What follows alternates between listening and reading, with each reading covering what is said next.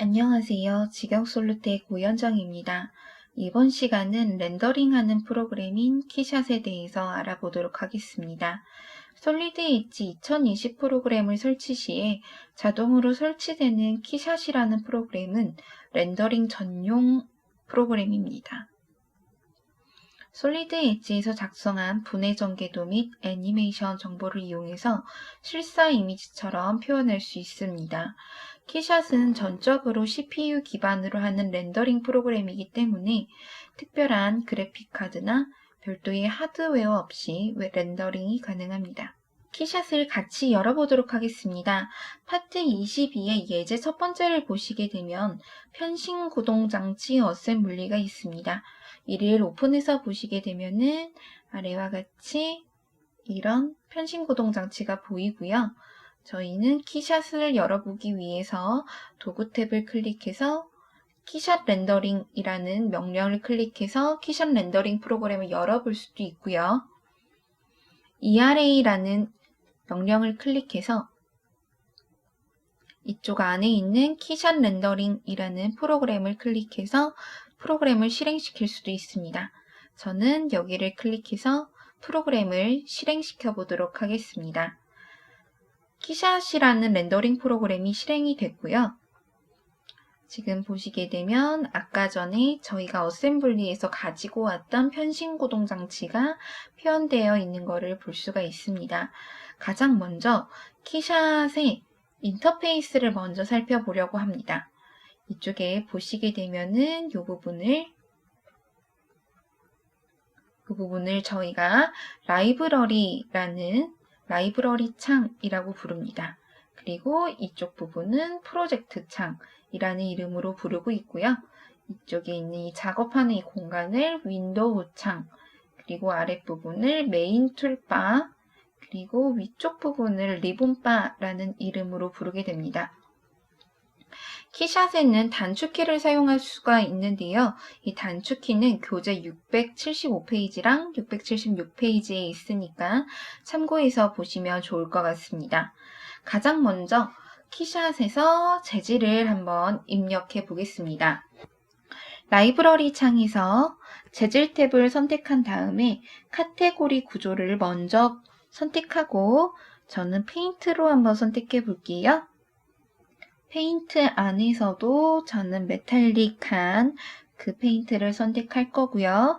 여기서 원하시는 부품의 색깔을 선택해서 재질을 선택해서 드래그하여 원하는 파트에다가 드롭하시면 됩니다.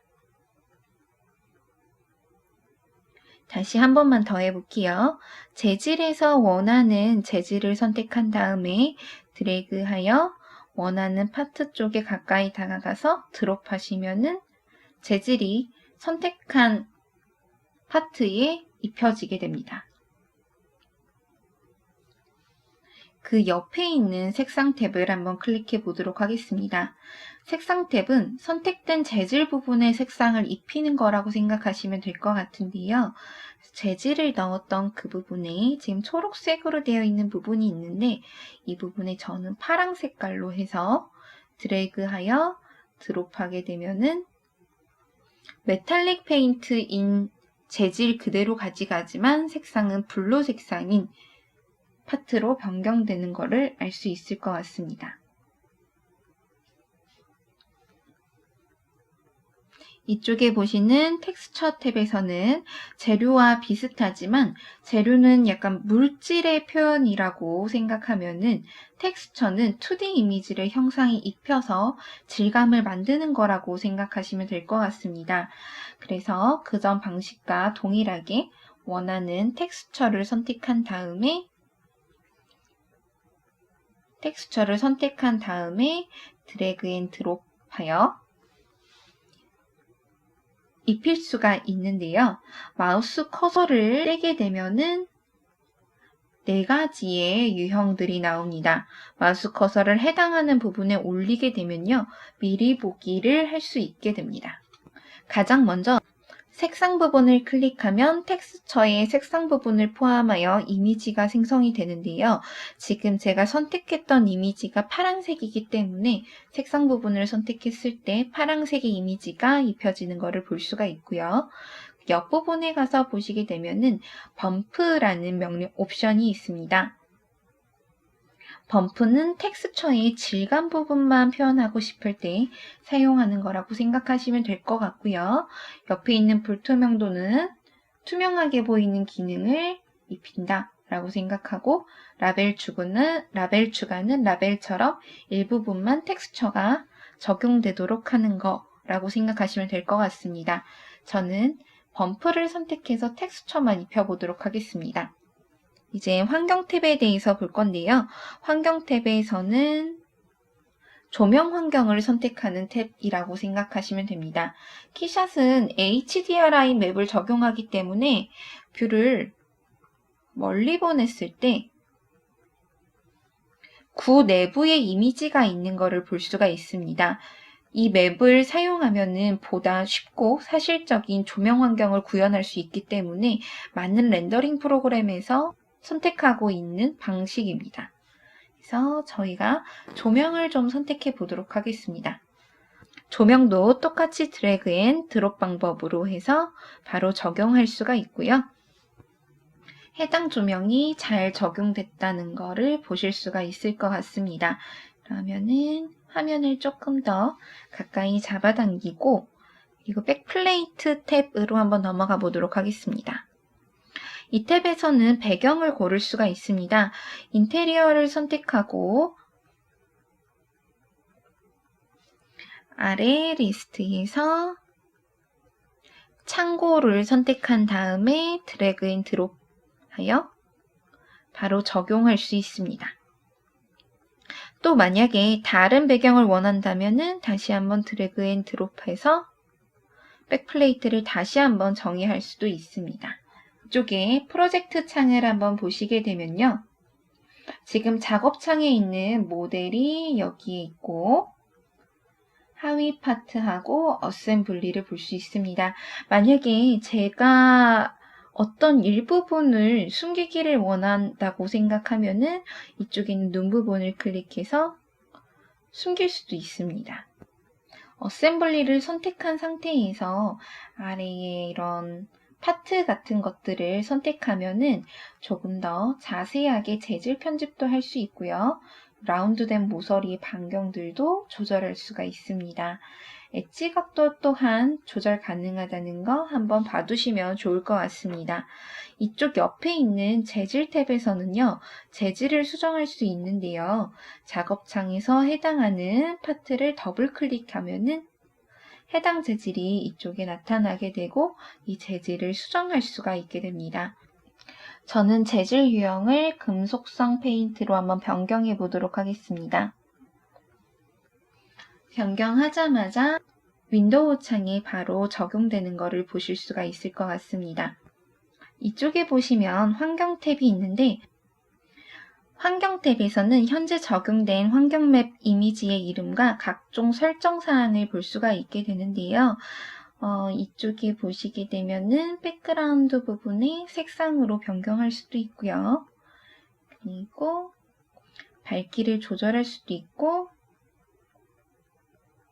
대비를 조절함으로써 그림자를 조절할 수도 있습니다. 만약에 사이즈를 키우게 되면은 구의 사이즈, 아까 전에 봤었던 HDRI 맵 때문에 나오는 구의 사이즈를 조절할 수가 있고요. 그리고 이쪽 회전 부분에서 구를 회전할 수도 있습니다.